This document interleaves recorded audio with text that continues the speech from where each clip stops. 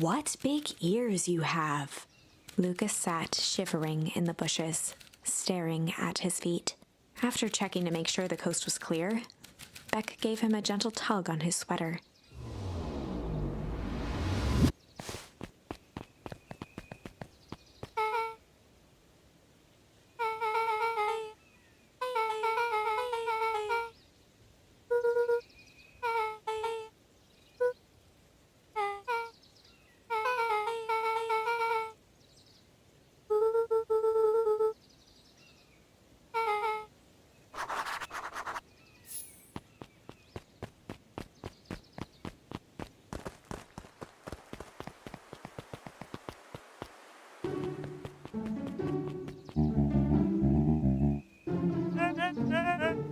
The clipboard finished writing with a scratchy flourish and looked up.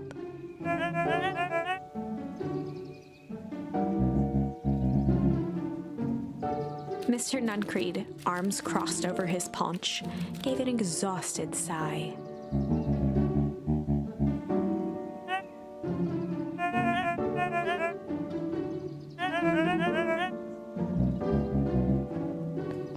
He snatched the pad and scribbled his name so hard the pen nearly snapped.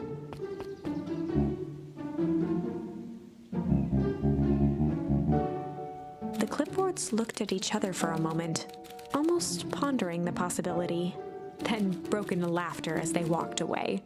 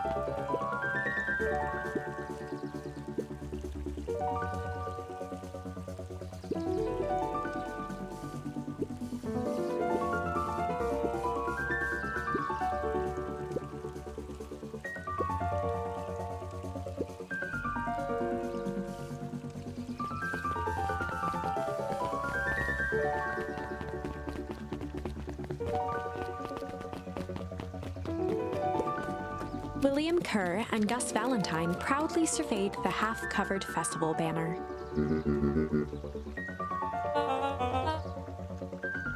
The mayor gave a half-hearted shrug.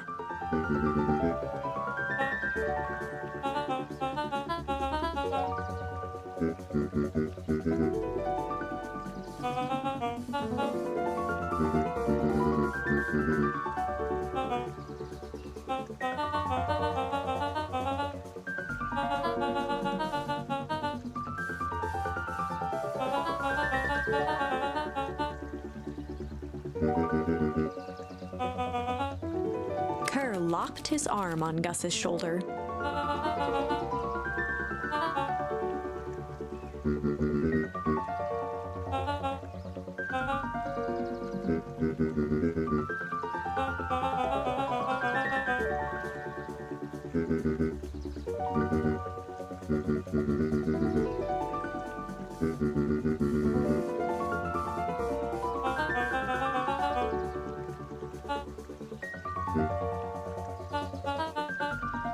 With a glimmer in his eye, Kerr gestured grandly toward the horizon.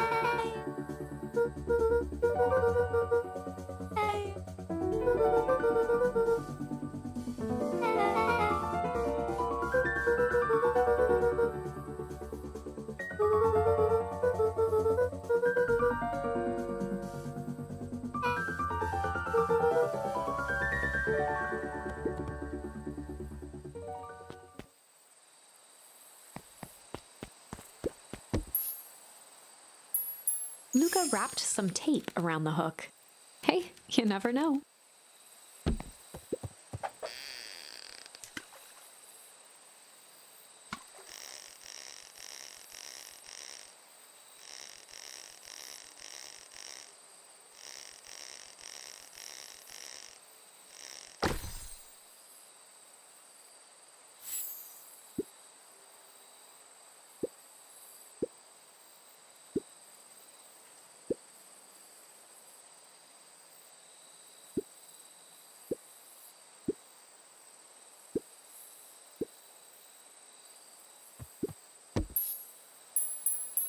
Luca stuck a toy stretchy hand onto the hook. Those things always get dirty anyway.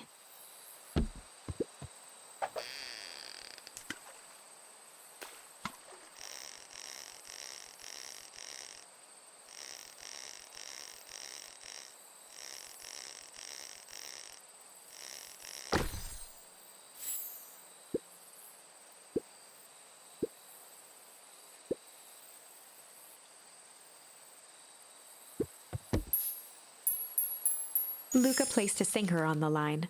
Sometimes the best stuff is at the bottom of the pond.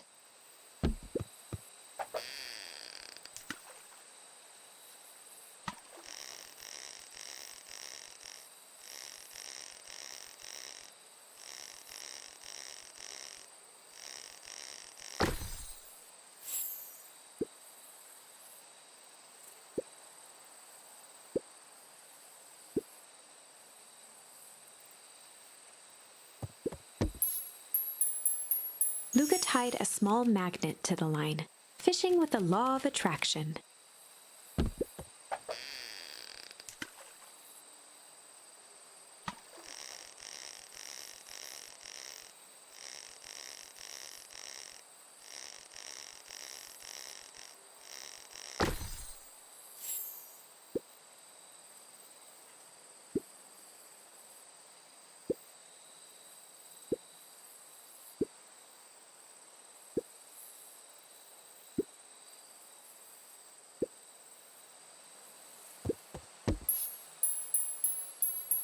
Luca wrapped a twig of thyme around the hook. Some fish have refined taste.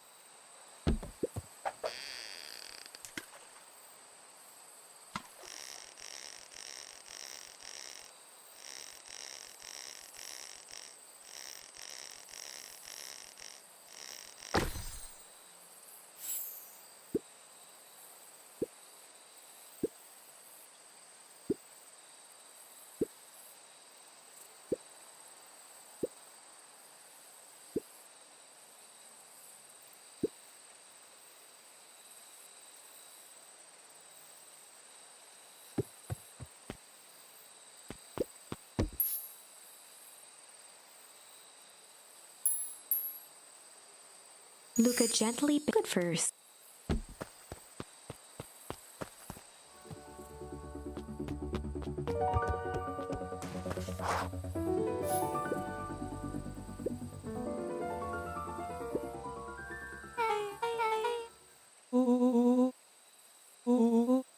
Rollo waggled his head with pride.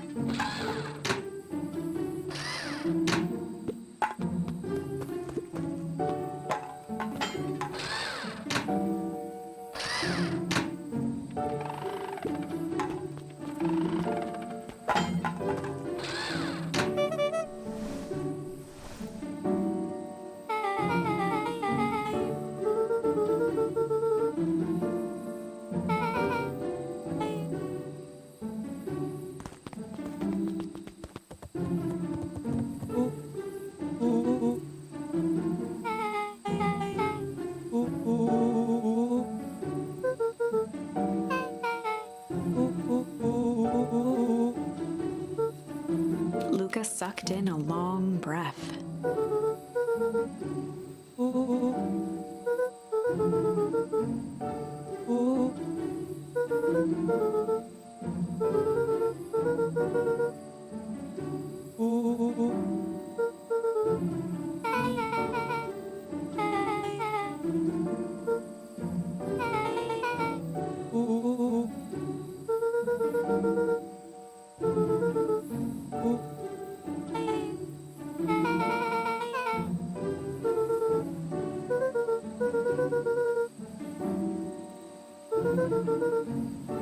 Rollo let out a low whistle.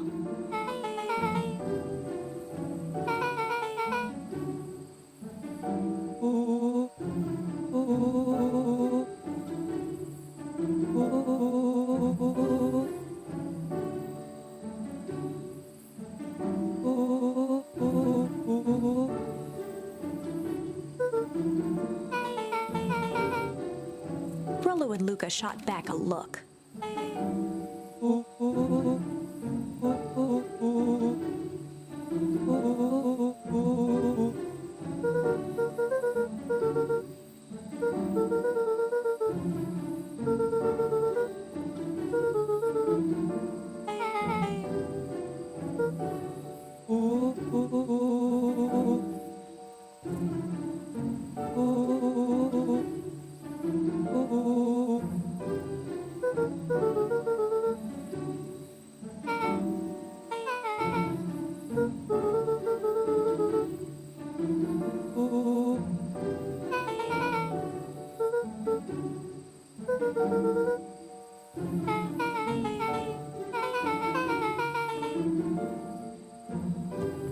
Luca gazed out the window.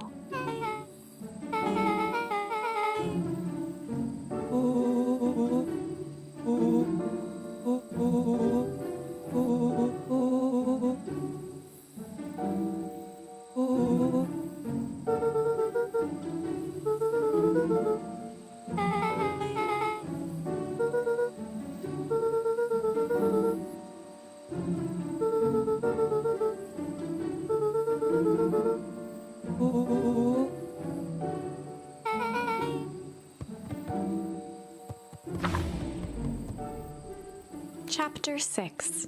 Secret Lair. Summer forged ahead, but the nights only seemed to grow colder. Luca walked home slowly under the pale starlight, cautious to avoid any more surprises lurking in the shadows. Reaching home, he slipped quietly into bed, half dreading what they might discover the next day.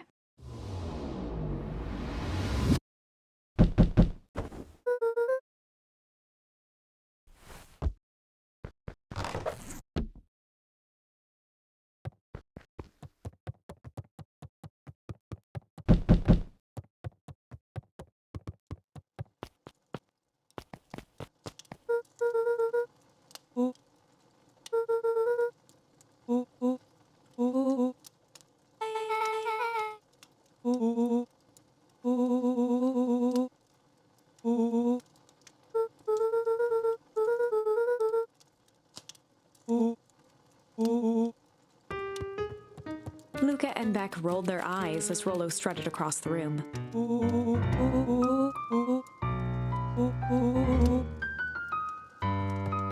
Rollo flung open the cabinet with confidence. He coughed as a veil of dust hit his face.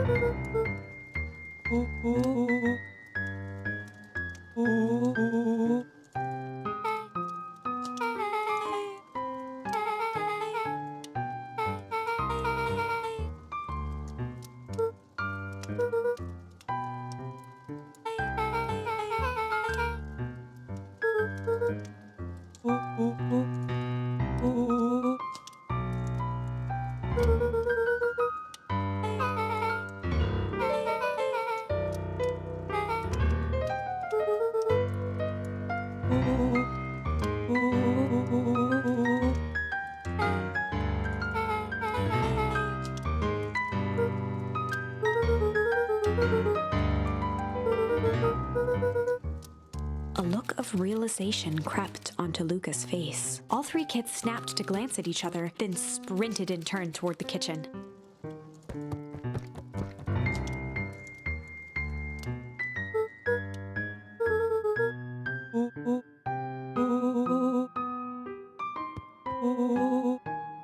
Before he could finish, Luca scrambled up Rollo's back.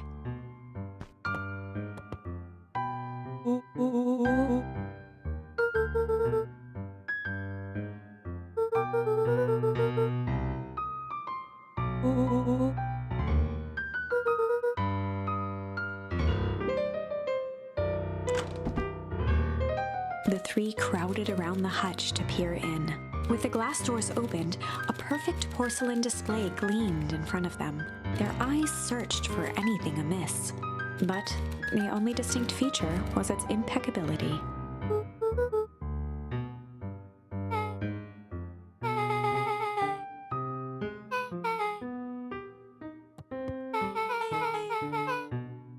As Beck pulled on one of the teacups, it slanted forward with a hollow click.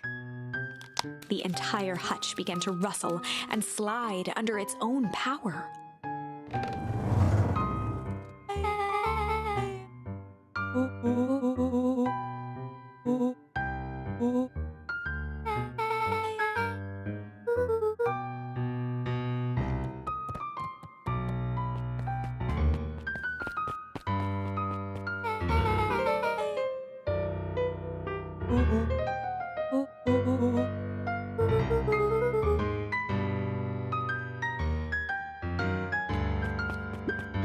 Luca jostled each cabinet drawer in turn. Only one was unlocked. He fingered through the filing cabinet, pausing at a bulging folder labeled Walter. For a long moment, he just stared at it.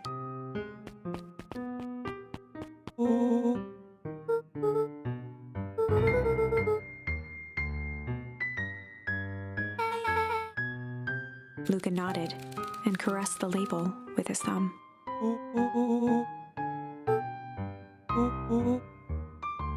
Rollo swiped the folder from the drawer and began leafing through the pages. He whistled to himself, barely looking at the text.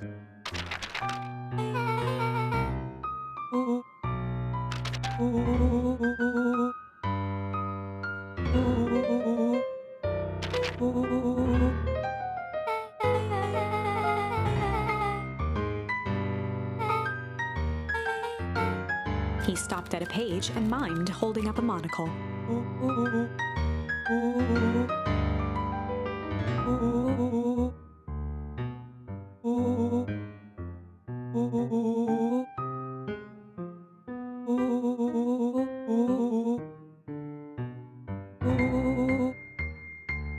Rollo looked up with heightened surprise.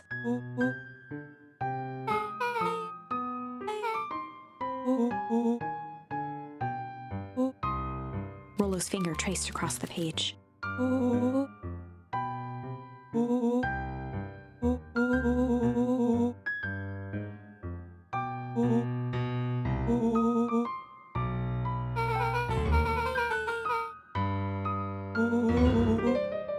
Rollo scanned through several more pages.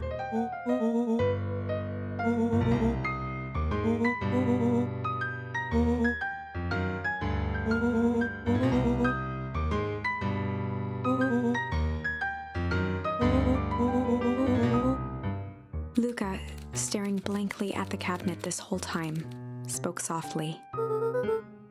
Rollo rustled the folder, trying to loose more pages. Luca frantically shoved the remaining cabinet folders, trying to find another labeled Walter.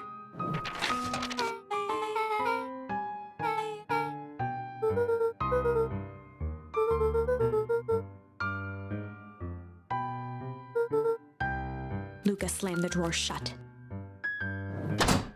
A spider web of string connected photos of people from the town, interspersed with hastily scrawled notes.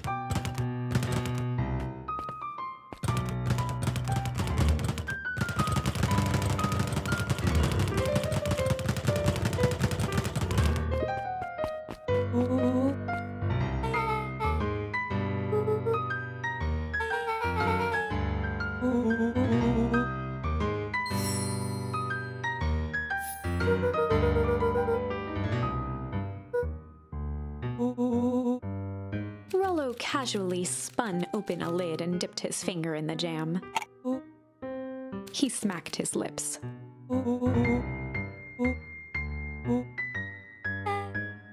Rollo plunged his hand in the jar, fishing out a soggy slip of paper. Rollo offered the slimy note to Luca and licked his fingers clean.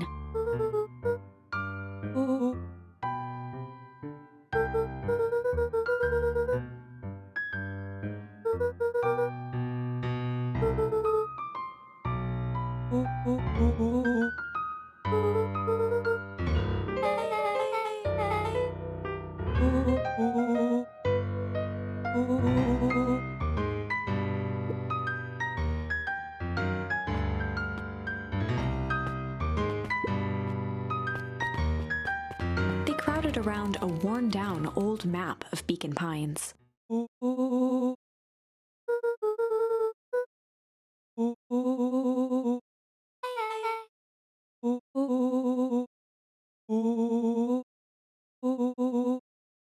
Rollo carefully traced the path with his finger. He jabbed down at the end point.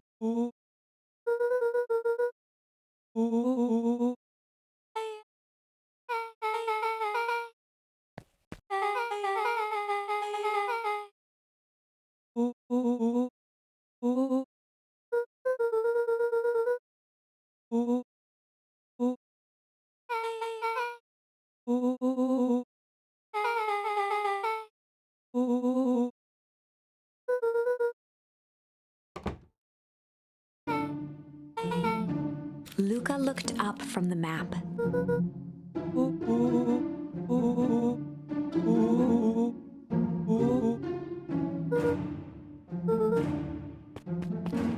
Beck flicked off the light, and they became statues in the dark. Overhead, creaking floorboards bent under slow, deliberate steps. The kids looked up, the tilt of their necks following each footfall.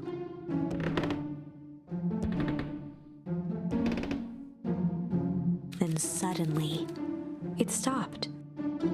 Without realizing, they'd been holding their breath. All three exhaled shakily and glanced at each other. A muffled male voice broke the silence. A final few footsteps reached the entrance above them, and the voice now echoed down the stairs. The three kids shuffled to the corners without a peep. As he began to descend the stairs, the man's voice punctuated every new step. Thump. Thump.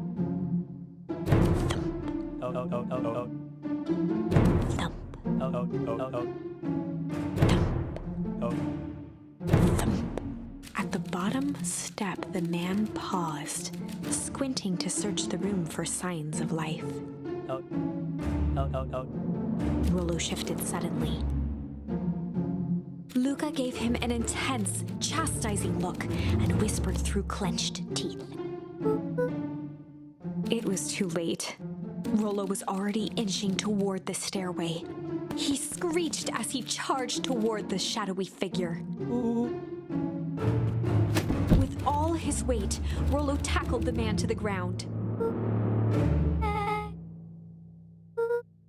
From the dark corner, they saw something move.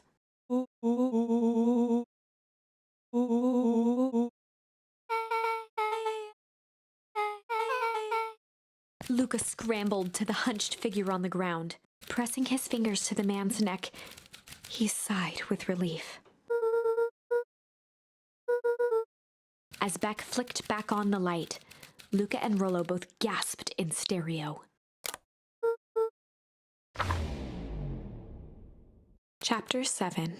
The Interrogation of Hiram Tolliver. Still unconscious, Mr. Tolliver slumped heavily in a shoddy old chair. His hands were bound with rope, his feet tied with some loose string. The kids huddled in a circle, discussing their plan. One thing was certain, they couldn't just let Mr. Tolliver go. They needed to know what he was doing in Luca's house. After some deliberation, it was decided.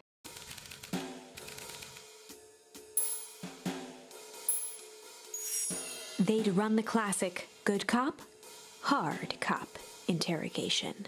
Rollo brandished a steely gaze. I've got this. Read about it 100 times. Rollo swaggered past the chair which propped up the slumping Hiram Tolliver. Without even looking at his captive, he began with a long, blustery drawl. Mr. Tolliver remained motionless. Rollo spun around to face him.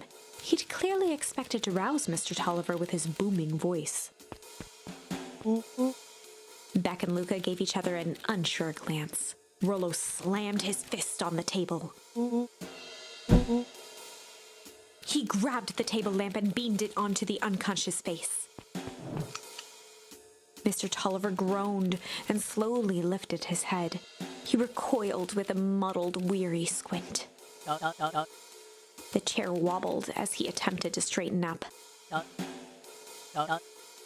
Mr. Tolliver could only make out rough shapes through the glaring light. With a gruff tone, Rollo hoped to both conceal his voice and intimidate.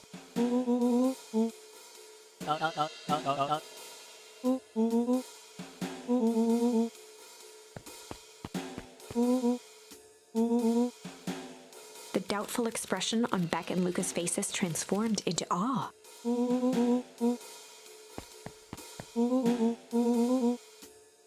Rollo, hitting his stride, was now channeling every detective trope his memory could recall. He slammed the table again. Mr. Tolliver's voice became desperate. He was nearly in tears.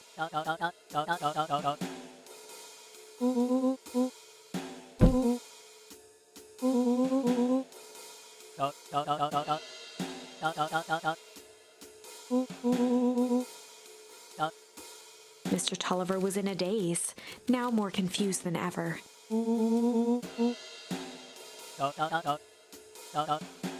He shook his head, feeling more and more dizzy.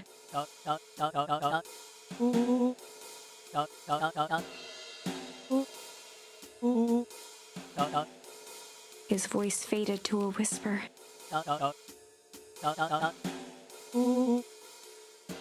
With that, Mr. Tolliver passed out cold. Rollo swung around with a repentant grimace.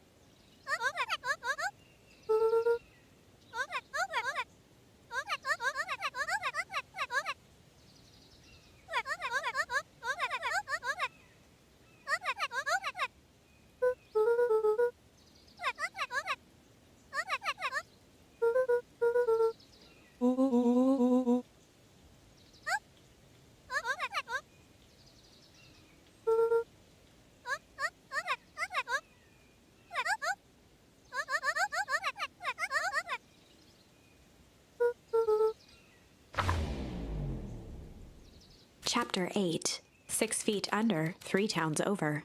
The kids spent the rest of the afternoon combing through dusty piles of old county records, desperately searching for anything that could help them make sense of Mr. Tolliver's cryptic utterance.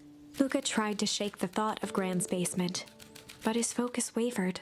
Explosives, messages hidden in jam, dossiers on various town figures, and a corkboard threaded with photos. Gran was the only family he had left. He still couldn't bring himself to believe the worst. But the old map with the symbol of explosives in town square made that difficult. As the sun began to set, the kids were no closer to the truth.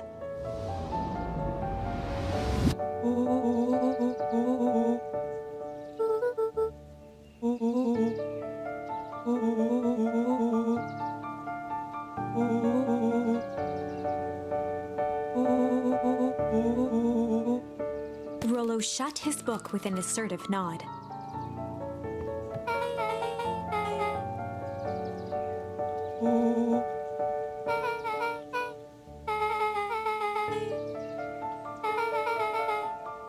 Rollo muttered under his breath.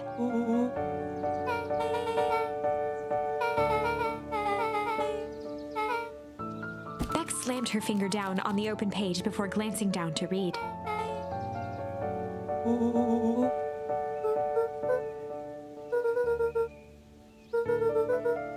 Something tickled the back of Luca's mind.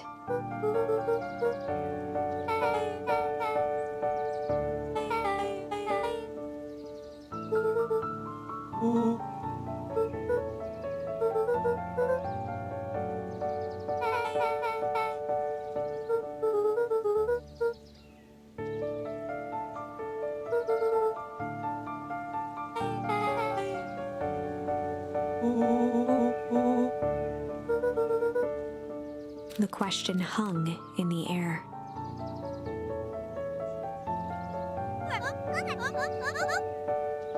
Beck rubbed her eyes.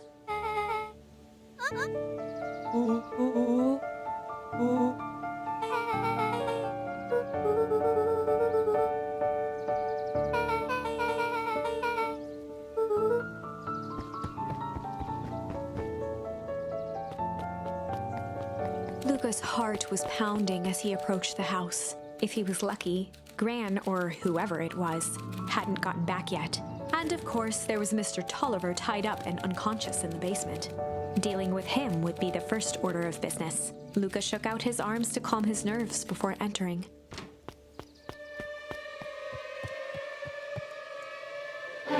He held perfectly still, tempering his breath, and listened closely. She was asleep. His only hope was that she hadn't found Mr. Tolliver before dozing off.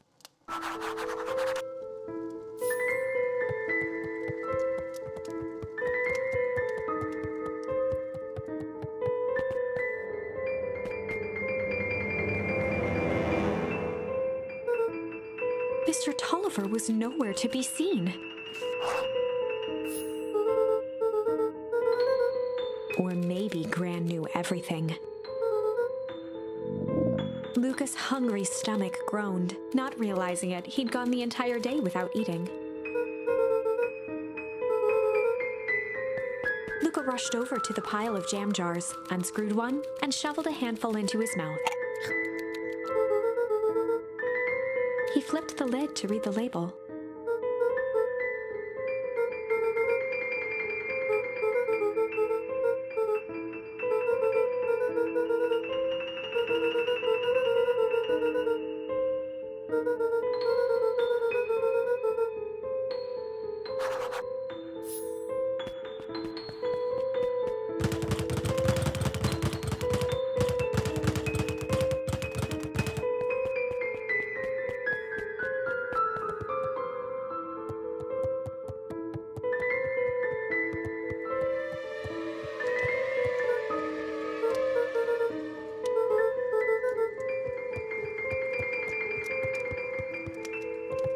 As Luca climbed the final stair, the emotion of the day dragged heavily on him.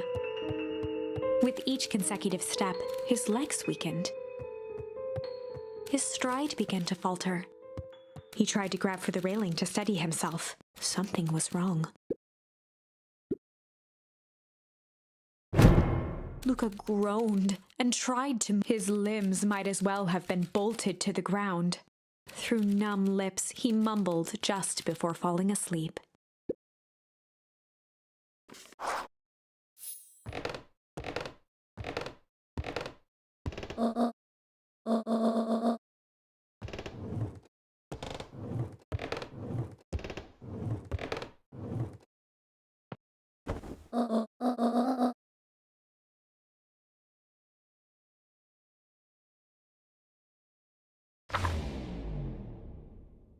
Chapter 9. A speech to end all speeches. Luca awoke to find himself face down in bed. He moaned into his pillow. Why would Gran drug him? Or rather, why was she trying to drug Mr. Nuncreed? Shaking the questions from his woozy head, Luca snapped back to the matter at hand.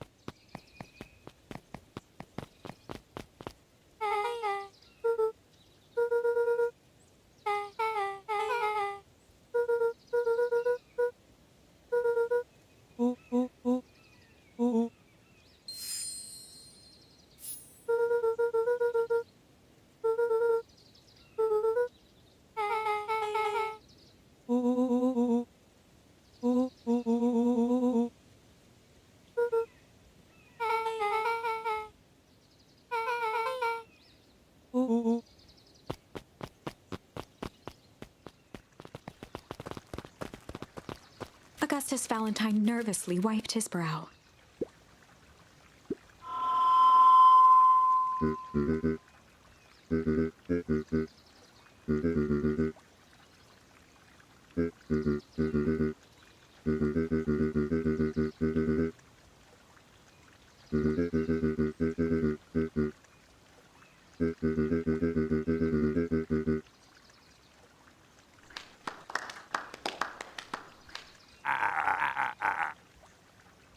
Gus cleared his throat and awkwardly loosened his tie. William Kerr bounded on the stage with the energy of a preacher at a big tent revival. He gave Gus a hearty slap on the back and motioned him off the stage.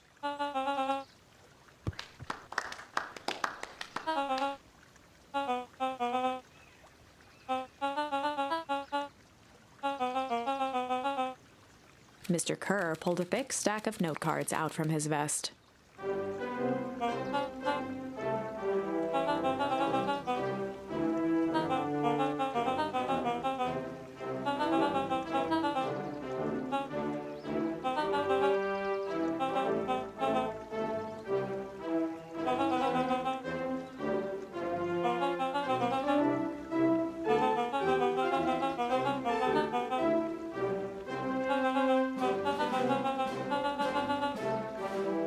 Mr. Kerr took a moment to survey the crowd. He wiped away a single tear.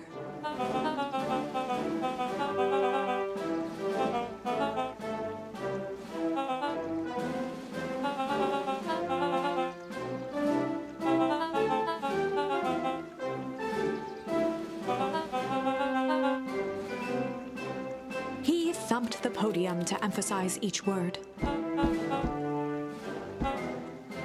Mr. Kerr nodded confidently, biting his lip. The crowd was silent, in rapt attention.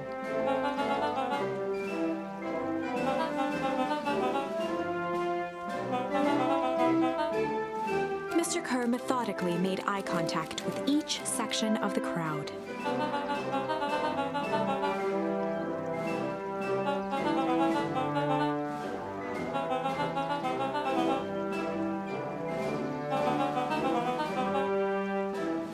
His voice began to build to a crescendo.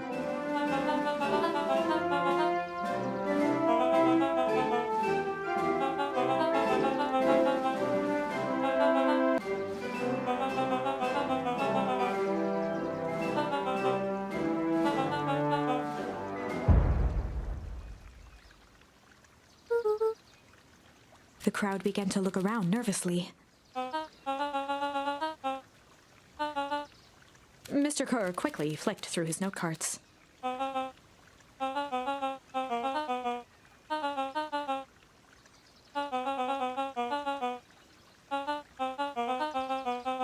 He raised his hands up to the heavens.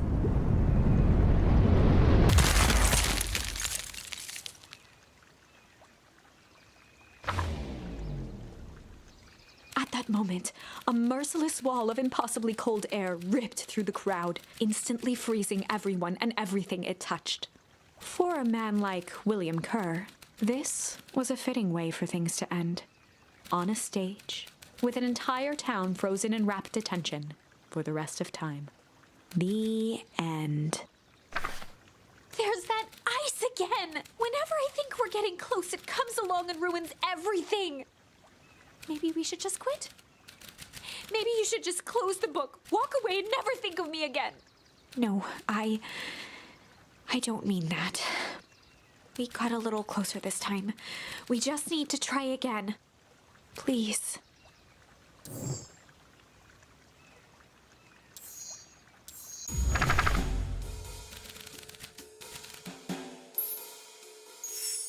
They'd run the classic good cop, chill cop interrogation.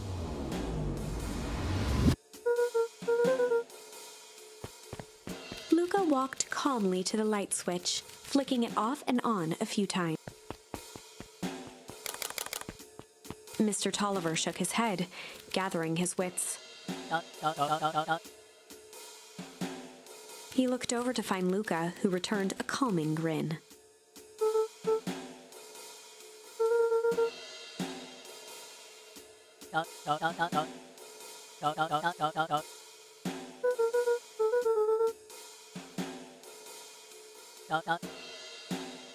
Rollo and Beck emerged from hiding to give a timid wave.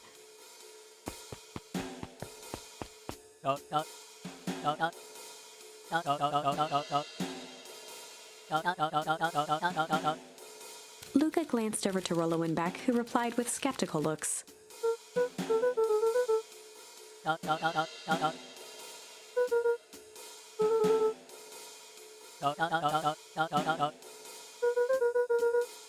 Mr. Tolliver exhaled with disappointment.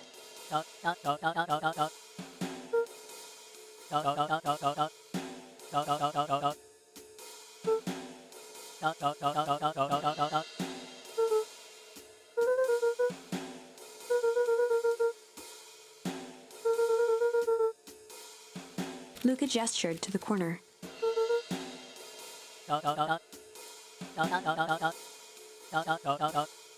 Luca looked again to Rollo and Beck. This time they shrugged. Luca began to slowly loosen the bindings.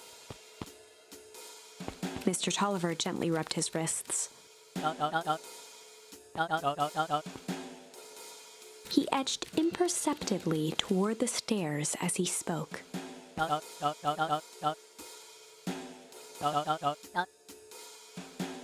Before the kids had even noticed his movement, Mr. Tolliver was at the light switch. He punctuated his final words by flicking the switch and rushing up the stairs.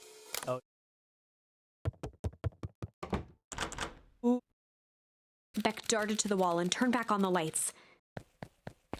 It was too late. Rollo confirmed what they all heard. Mr. Tolliver's muffled voice came from behind the door.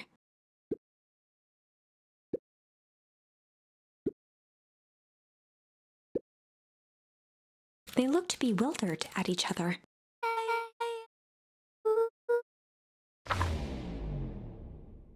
They heard the staccato thump of quick steps exiting the house.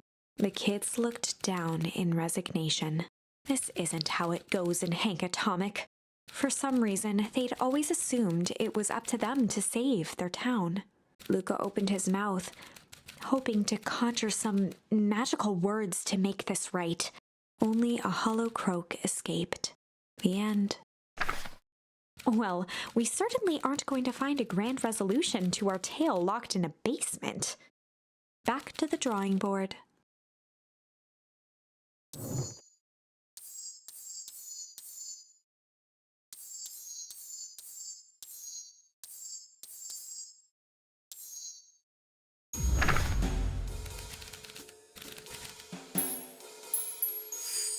They'd run the classic good cop, sly cop interrogation. Luca and Rollo ducked behind a barrel, leaving Beck to her task. With a few crisp snaps, she roused Mr. Tolliver.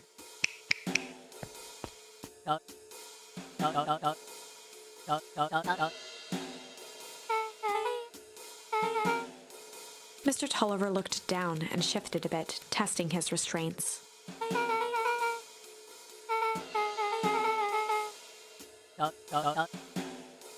Beck caught herself before letting the surprise manifest on her face. She'd already gotten him to reveal his relation to Gran. This was gonna be easy.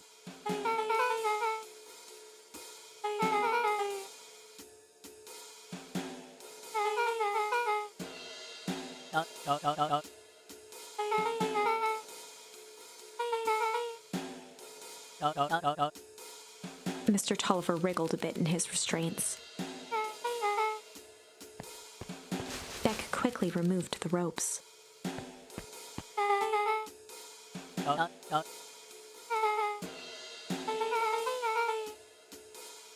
Mr. Tolliver rubbed the growing knot on his forehead. Beck twirled her hand, as if to prompt Mr. Tolliver to finish her thought. Beck shook her head and clicked her tongue. Mr. Tolliver let out an amused huff in agreement.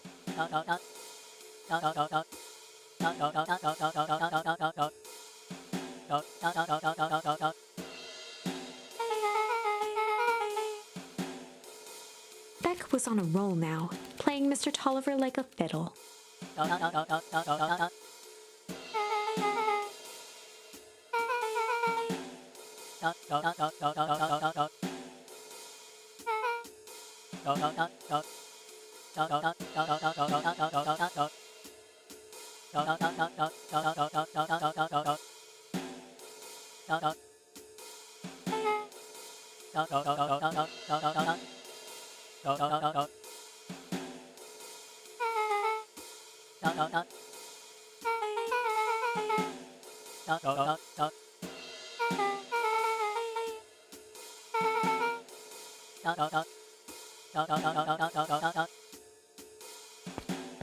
Heading for the stairs, Mr. Tolliver hesitated and turned to Beck with a puzzled look. She grinned and gave him a peppy wave. With a shrug, he continued up the stairs, whistling a jaunty tune.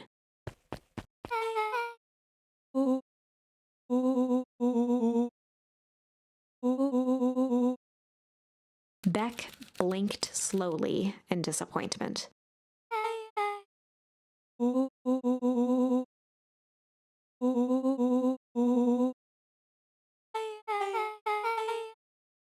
She turned to the table and began tearing small scraps of paper.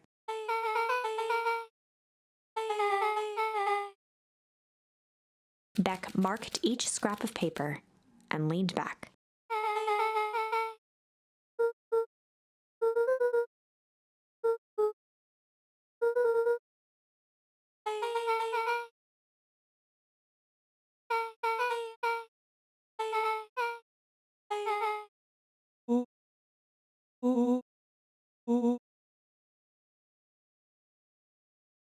Luca and Beck looked at Rollo with amazement.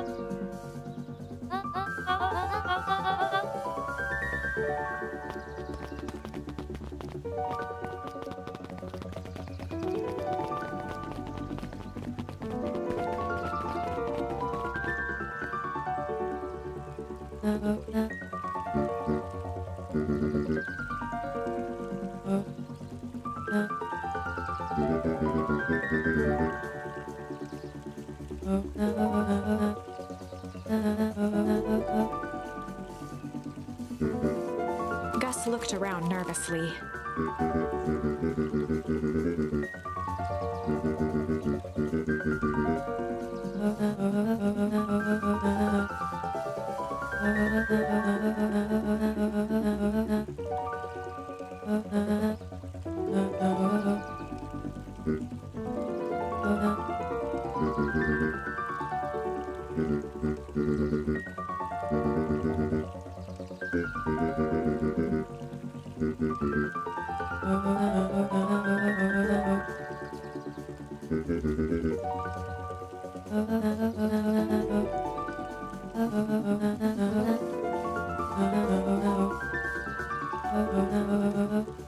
Eris's cry hung in the air.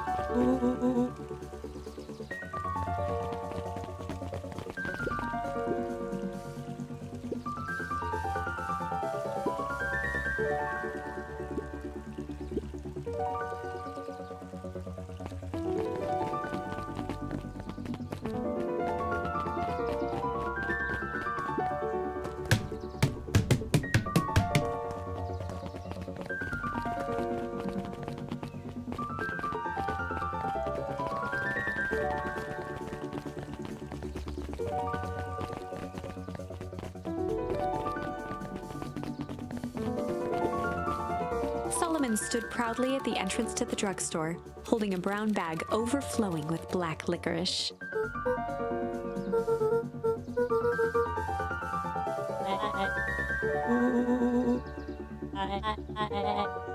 Solomon shoveled a surprising amount of licorice into his mouth.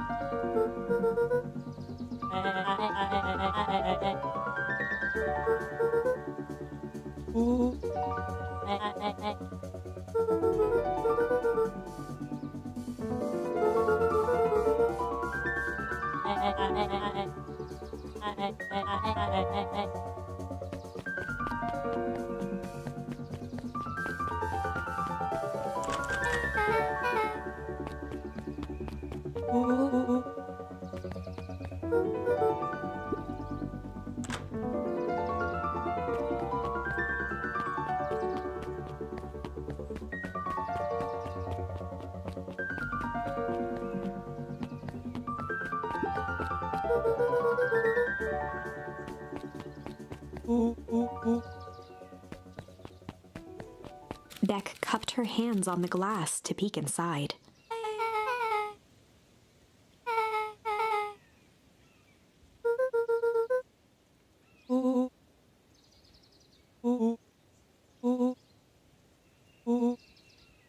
Beck flung open the door and they all squeezed in.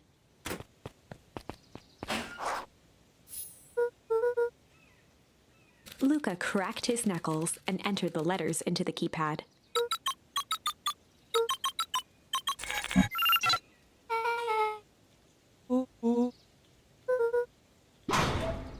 The inside of the phone booth dropped loose from its shell. Without even the space to panic, they closed their eyes, held their breath, and accepted their fate. Suddenly, the chaotic descent slowed to an effortless landing. It was unclear where they ended up, but at least it was solid ground. The air was stagnant and smelled vaguely of chlorine.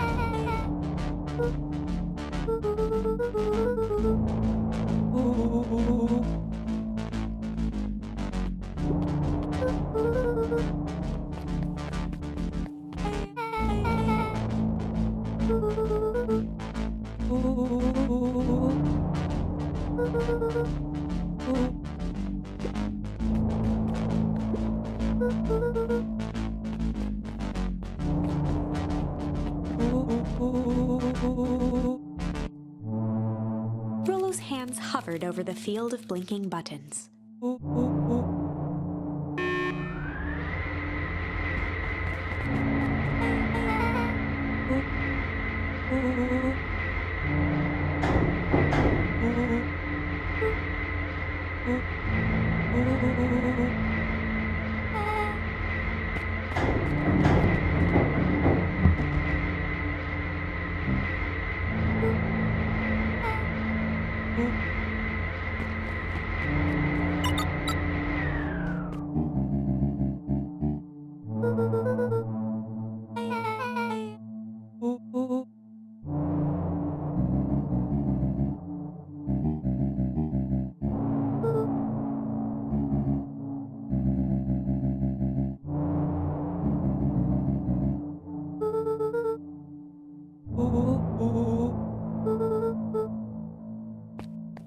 Joseph waited for a moment in silence.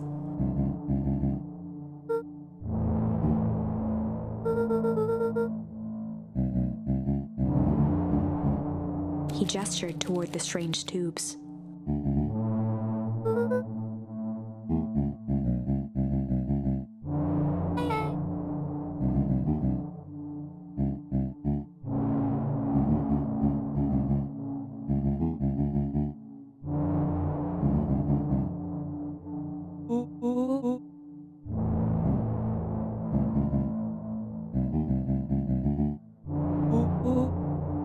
Nuncreed let out a growl of a sigh.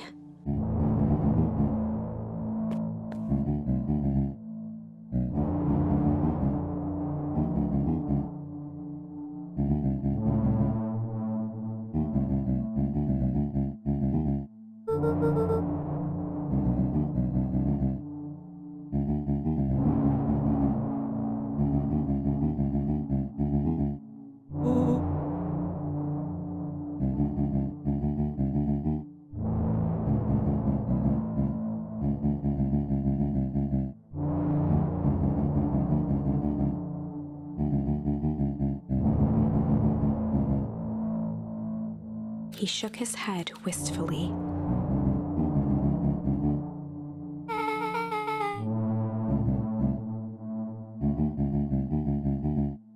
Nuncreed took a menacing step towards the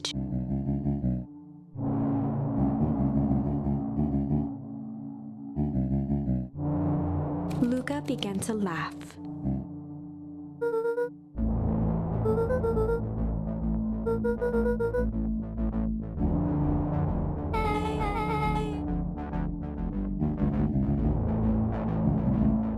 The color drained from Nuncreed's face.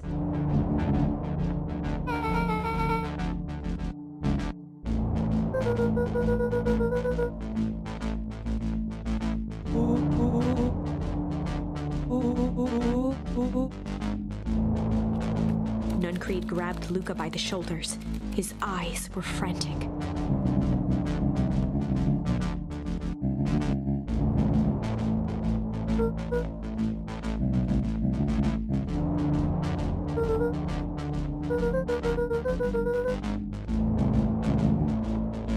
A jolt of realization struck Mr. Nuncreed.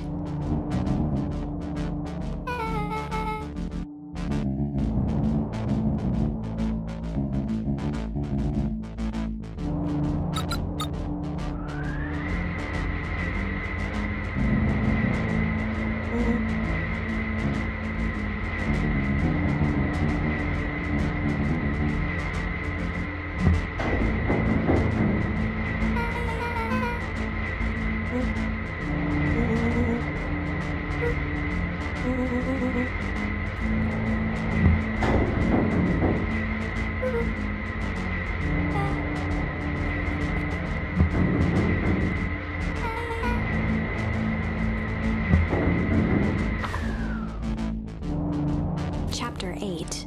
The Cold, Hard Truth. Beck leapt up, allowing the suction to yank her into the dark. Dimness eclipsed around her like the shutter of a camera as she seemed to cover great distance in mere moments. Her only points of reference were glints of upcoming turns, which approached with frightening speed, only to carom her gracefully along. She heard the tinny, distant echoes of Rollo's glee. Once she stopped fighting against it, the ride was impossibly smooth. Then, all of a sudden, as if minutes had passed in an instant, light blazed into view. A burst of wintry air snuffed across her face, and she was flung out into the cold.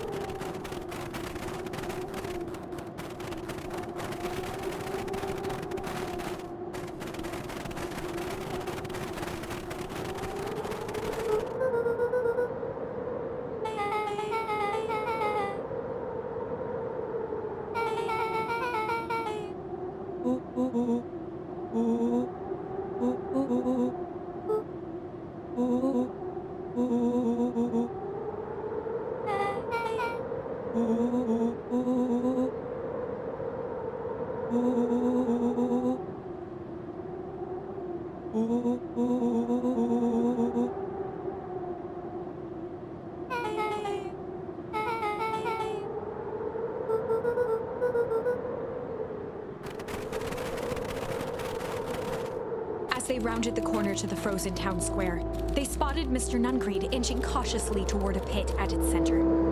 He held his arms out gingerly, as if approaching a beast in the wild. Upon closing the distance, Luca recognized what Nuncreed was after.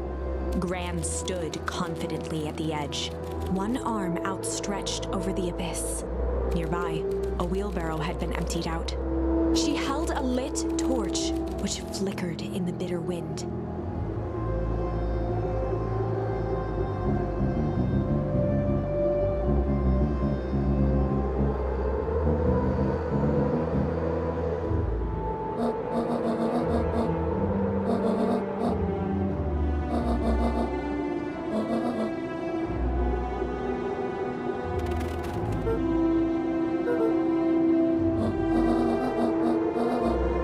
Mr. Nuncreed turned back toward the kids, desperation in his eyes. Rollo and Beck held steadfast in awe. Luca approached closer. Mr. Nuncreed spun back toward Gran, his voice growing louder.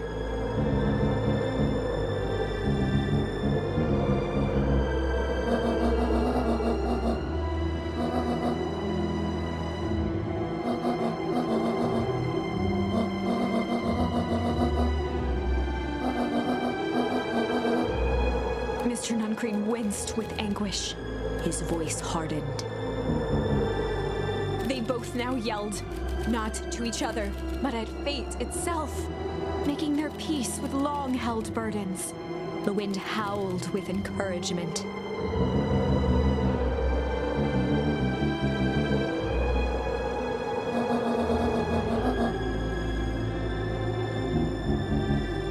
They menaced at each other, both catching their breath. The moment balanced on a knife's edge.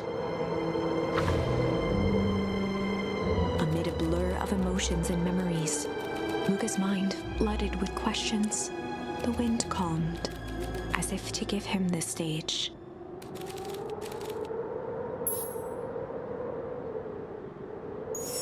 And in the stillness, he began to weep. It was all just too much. Falling to his knees, Luca whimpered softly. The tears crystallized as they hit the snow. Gran stared at Luca for a moment with warm sympathy, remembering why this was all necessary.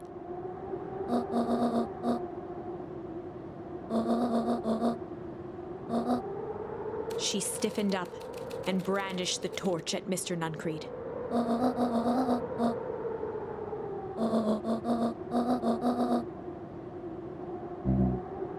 Ignoring his final plea, Gran flung the torch into the deep darkness.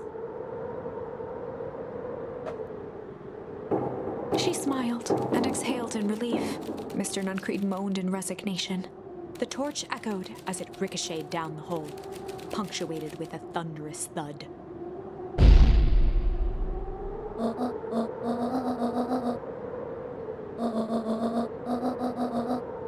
Before Gran could finish, the ground shook her to silence.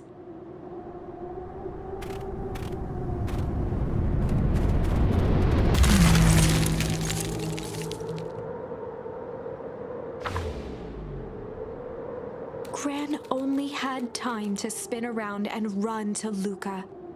Her attempt to shield him, an honorable but trifling act. Unflinching love, pitted against an unthinking horror, there was no contest. Her warm embrace froze in an instant. That is where they remain, fixed in place, forever. And so, our story ends on this melancholy scene. In a town brought low by its secrets, sits the frozen statues of a misguided band of meddlers. The end. Well, that was dire. On the bright side, we finally figured out where all the ice is coming from. Now, we just need to find a way to deal with a mystic, unfathomable force of nature.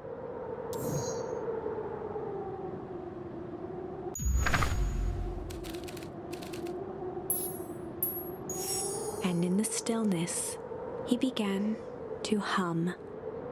After the death of his father, Luca had trouble sleeping. Each night, his mother would sit at the foot of his bed and hum a gentle melody. It was the only thing that could calm his mind. The only thing that, however briefly, could make it all seem okay. That melody pervaded every memory Luca had of his mother. Shivering in the raw snow, he began to hum it out loud.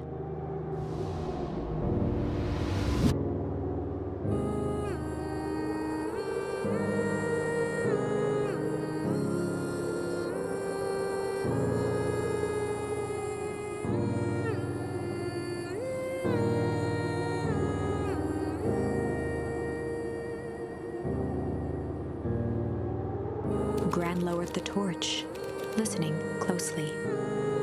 As recognition slowly set in, her heart sank. Those countless nights of consolation, the incomparable loss they shared together. She let the torch fall to the snow and sizzle out. A few steps toward Luca was all she could bear before dropping to the snow herself. Through a flood of tears, she began to hum along, note for note.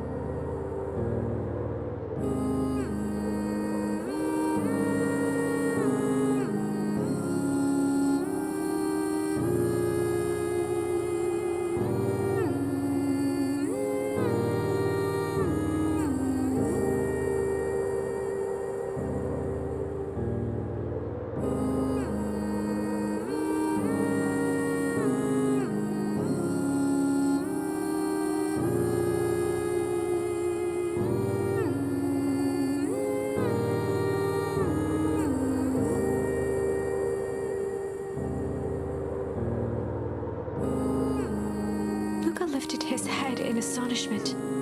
The last time he heard that melody was the last night he saw his mother.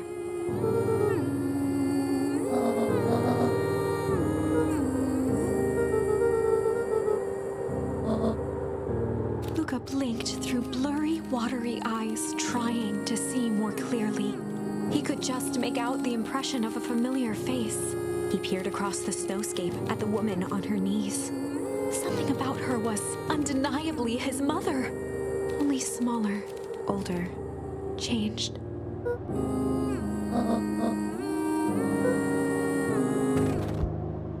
Luca sprinted as fast as he could toward his mother. They held each other close, and the cold retreated from their bodies.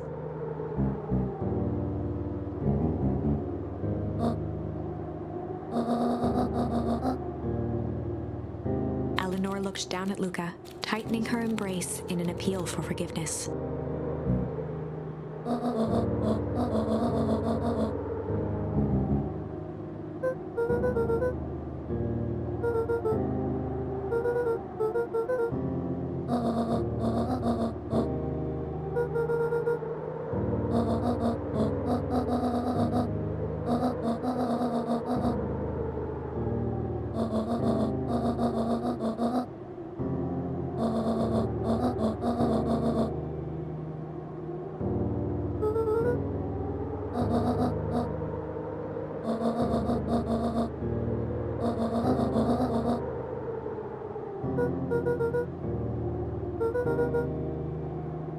Joseph slumped into the cold, wet snow.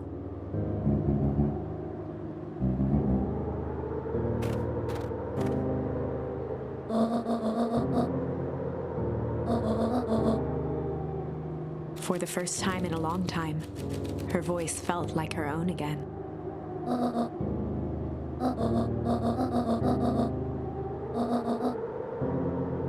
Luca gazed down at Nuncreed with pity. He looked small. Joseph stared into the snow as if searching it for answers.